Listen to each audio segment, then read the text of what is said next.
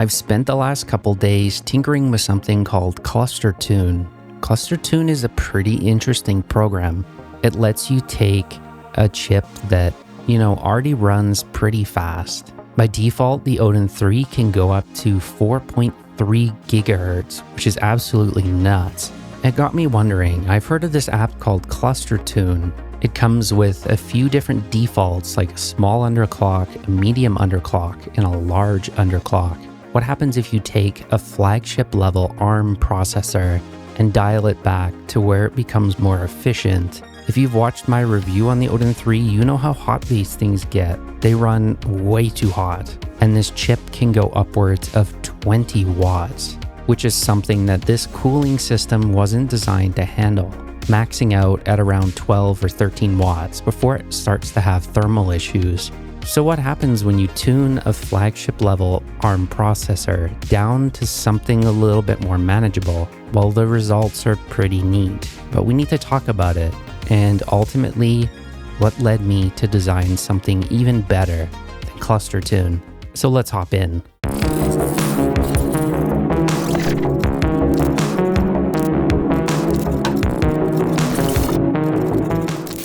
Just a little bit of context, you can run ClusterTune on many different devices like the Odin 3. You can also run it on the Thor, and of course the Retroid devices. ClusterTune registers all these changes through scripts, basically running them as root. If you remember a long time ago, I did something similar with the saturation on the screens. But using the same scripts, you can of course adjust the CPU frequencies. The amount of performance to gain from underclocking is directly tied to how badly the device throttles at stock. The hotter and more aggressive the chip, the more it's leaving on the table, and the more you can get back by reining back the clocks. The Odin 3 is the most powerful, hottest, and hungriest out of these three handhelds that I have here, and it has the most to gain. The cool, well-tuned RP6 had almost nothing to gain. Same technique, opposite outcomes, and the deciding factor was never the technique, it was the chip. So if you want to do this yourself, here's the framework. First, you have to figure out how much performance you're willing to give up. For me, that was around 10%, and below it, I won't recommend a tune no matter how efficient it looks. So I'm looking at the most efficient setting that stays above 90%. On the Odin 3 and the Thor, that's a small underclock. You give up almost nothing, but the devices run way cooler and much longer. And on the Odin 3, you actually walk away with more GPU performance than you started with. However, devices like the Retroid Pocket 6, you're basically fine just leaving it close to stock. Even though these two devices carry the same chip, they're both handled a little differently thanks to their cooling solutions. The Retroid Pocket 6 isn't thermally constrained like the Thor. So this is how I tested it. I used two benchmarks and Antutu for raw throughput. That gives you a big headline number and breaks it down into CPU, GPU, and memory. But Antutu is a short test. It tells you what the chip can do when it's fresh and cool, and like I said, that's not the number that matters. So the more important test is 3D Mark's Wildlife Extreme Stress Test. It runs the same heavy 3D scene 20 times in a row and watches what happens as the device heats up. It's also worth noting for all of these tests, the fan curve is set to automatic, and the performance mode on the device is just set to the standard performance mode. At the end of it, it gives you a stability percentage. Your worst loop is divided by your best loop. If it gets 100%, that means the device held its performance across the entire test. 70% means it fell apart under load. The stability number is the closest thing we have to what the device actually feels like after an hour of playing. And then one more layer, because efficiency is the whole point. I measured the power draw at the wall in watts and divided sustained performance by the power, which gave me the performance per watt, because a config that gives you 98% performance while drawing way less power isn't a downgrade, it's a better deal overall. That's the lens for everything that follows. So let's start with this one, the Odin 3, because it's definitely the most dramatic. At stock, the Snapdragon 8 Elite is a monster. 3 million on Antutu, but that's pulling 23 watts to get there. And the stability under a sustained load is only 92%, which means it's already throttling and already giving up some performance as it heats up. So what happens if you drop it to a small underclock? The performance falls by 1.9%. Basically nothing. You probably never even feel that in the game, but the power drops from 23 watts down to 20, and the sustained stability climbs from 92% to 97%. Put those together and it's almost like running 14.5% more efficient, and you lose almost no performance and you gain a noticeably cooler, long-lasting device. That alone would make a small underclock worth it. When I underclocked the CPU, just the CPU, the GPU score went up, not down, by almost a whopping 7%. That sounds really strange on paper. I made the processor slower, but in turn, it allowed more power to be thrown to the GPU side of the SoC. On these chips, the GPU and the CPU share a budget. They get the same thermal headroom, and they pull from the same power delivery. At stock, the CPU on this Snapdragon 8 Elite is so aggressive that it hogs nearly that entire budget. And it's also generating so much heat that the GPU has no room to breathe. So the GPU throttles itself down. And when I backed the CPU off, I handed that headroom back to the GPU and the GPU used it. So on the Odin 3, the factory setting was actively holding the graphics back. Underclocking it didn't cost me GPU performance, it unlocked it. Even the Thor backed up that same pattern and honestly tells the best efficiency story from the 3. A small underclock here, you'll give up 3.8% of the total performance. In exchange, that stability jumps from 92% all the way to 99%. That goes from throttling to basically rock solid. And the efficiency improves by almost a whopping 24%. In real-world use cases, that translates to a much cooler running device and one that has much better battery. The GPU saw a smaller bump in performance than the Odin 3 at only about 1.5%, but their direction is the same. Slowing the CPU down did not hurt the graphics.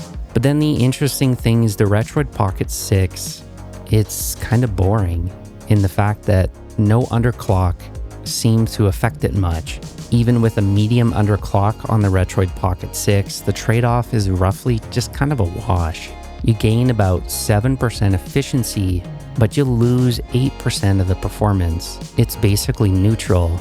So it got me wondering, what would happen if that app ran a little better? It only has CPU underclocking, and with a week off of work and some time on my hands for the last couple months, I got to work. And this is what happens when I'm bored. I get really productive.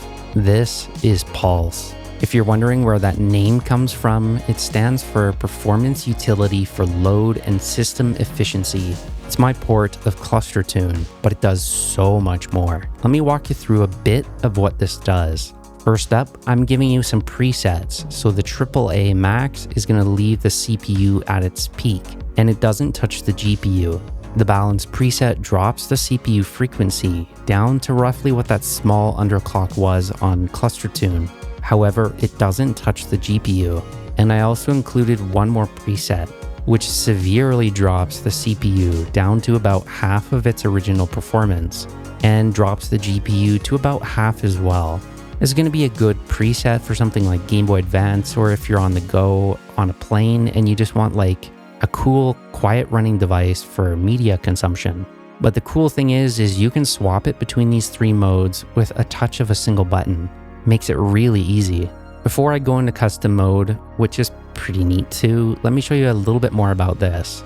You can also control the fans, so you don't even have to go to the top bar anymore. And you can even adjust the CPU governor. So if you're using the power save CPU governor, the CPU is going to drop the clocks a little bit quicker.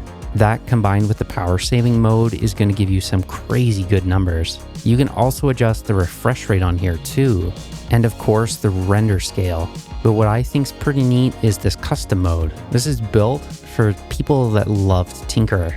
Now, I always found it odd that ARM devices don't have a TDP cap, but this is somewhat similar in that fact, because now you can effectively just throttle back based on a percentage. I found that the Odin 3 does really good at about 70% of its power target. You can also adjust it so this 70% only works on the CPU. It still has a few bugs, as you can see, because when I set it back to 70% and I had it on the GPU, it is affecting the GPU too. But when I set it to CPU only, it still has that GPU locked. So there's a few bugs that I'm working out, but you can manually set this anyways. So if we set that to 70% of the power target, that means 30% of the power going to the CPU is gained back in efficiency. So if you go down here, you can see what those cores are now tuned to. But since I've set it to adjust only the CPU, you can still manually clock up the GPU.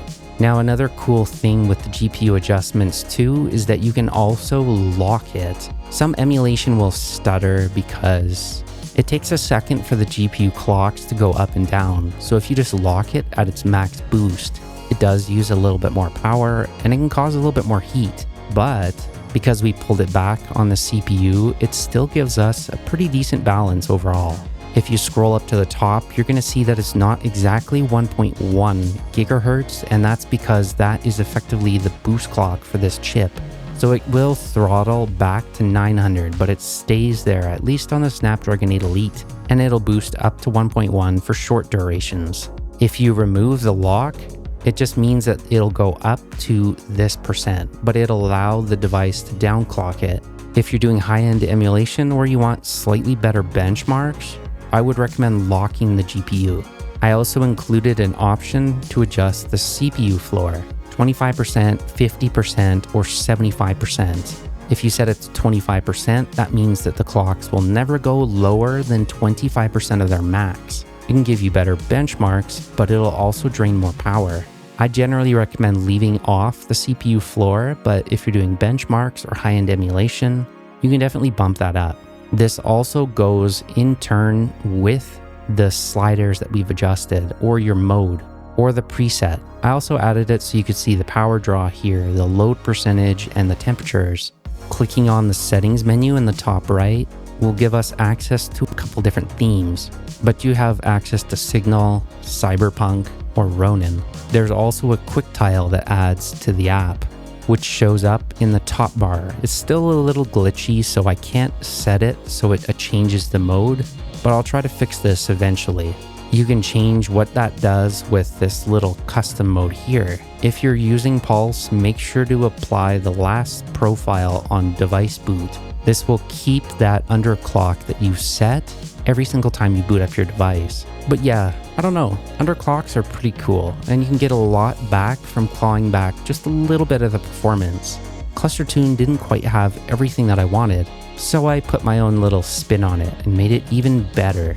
Let me know what you think of Pulse and underclocking your devices in the comments below.